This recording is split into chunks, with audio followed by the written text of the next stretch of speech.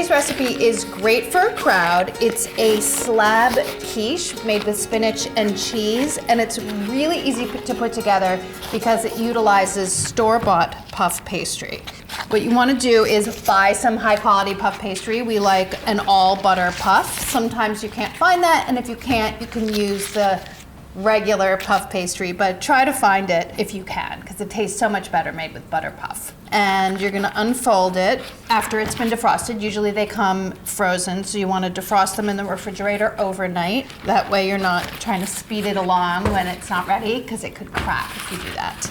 So unfold it onto your surface, make sure that it's lightly floured, and have your oven preheated to 400 degrees. Because what you're gonna wanna do is take your puff pastry and blind bake it so that it gets nice and golden and dry, so that when you put your quiche filling in, it isn't soggy in the end. I like to sort of straighten my dough out a little bit. It can get a little bit wonky when you're unfolding it, so I just go around and pull it out so that it feels relatively square, and by square I just mean square edges because it's a rectangle, not a square. And you're gonna fit it into a 9 by 13 inch pan. This is a rimmed baking sheet. It's about the size of a regular 9 by 13 Pyrex, but it has much lower edges and it's metal. It's a quarter sheet pan. We love these pans here at the office. I recommend that you get one if you don't already have one. Anyway, you wanna fit it in and have the pastry drape a little bit over the edges, and you can roll it out. I like to sort of just gently pull on it because it's pretty much the right size already to get it to fit into the pan. Obviously you can use a rolling pin, and different brands of puff pastry come in different sizes, so you really don't know. This particular one just fits really nicely into this pan. Before you put it into the pan, you're gonna brush it with egg white. This egg white has been mixed with a tiny bit of water just to loosen it. Whisk that together. This will make the crust shiny as well as allow sesame seeds to stick, which I'm going to sprinkle over. The sesame seeds add nice nutty flavor and a little bit of crunch to the final product. Brush all over with your egg white. Not too heavy, you're not gonna use the whole egg white. Don't worry about that. And then sprinkle it with about a quarter cup of sesame seeds. These are plain untoasted sesame seeds because they're going to toast in the oven as this pastry bakes. Okay. Press gently to adhere. Don't press too hard though, because puff pastry is made up of like hundreds of layers of dough and butter, and if you press too hard, you're gonna press straight through those, crushing them, and then it won't rise very well. Okay. You can roll this up on a rolling pin, which is how we generally recommend to do it, but I'm just gonna lift it up onto my hand and then gently fit it into the pan.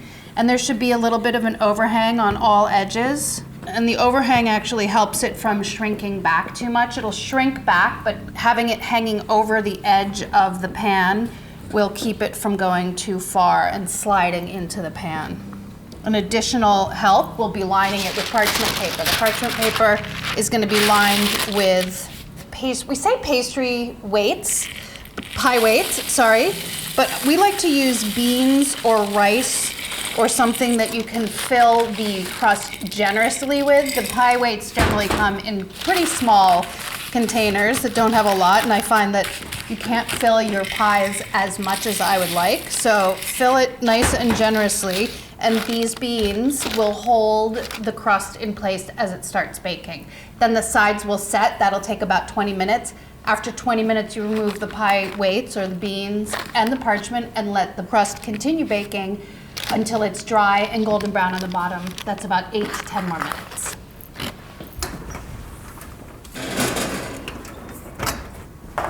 So when the crust is done, you can let it cool and move ahead with your recipe.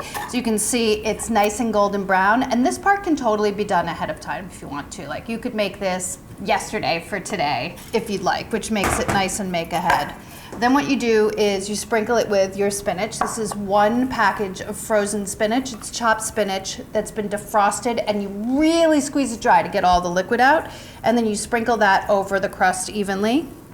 Now, I know a lot of recipes do not require that you blind bake your crust for quiche, and I understand that that is easier, but I think it is so much more delicious when the crust is actually cooked and not soggy, and you can take nice slices out. So I think it's a very, very important step. And then 3 ounces of cheddar cheese. You can use whatever cheese you like. You want Gruyere or something else. Swiss cheese is really nice. I'm using a sharp cheddar cheese. Sprinkle that over your spinach. I guess you could sprinkle the cheese down first and then the spinach on top, which some people say that makes it sort of form a barrier. I don't really find that that's true, so I never really do that. But I know a lot of people swear by that method, so do it if it makes you happy. I have 10 large eggs in here.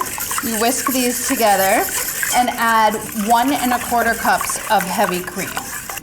If heavy cream just seems like, whoa, that's too intense for me, you can use half and half if you want to.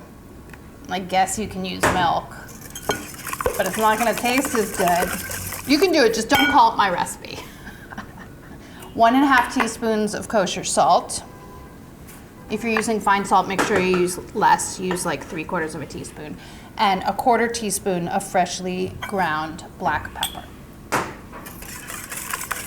It's a very simple mixture. This just gets poured over your filling ingredients. And you know, this is great because this topping can go on pretty much any quiche that you want. So you want to make like a quiche Lorraine with bacon and onions, go ahead, just top it with this and bake.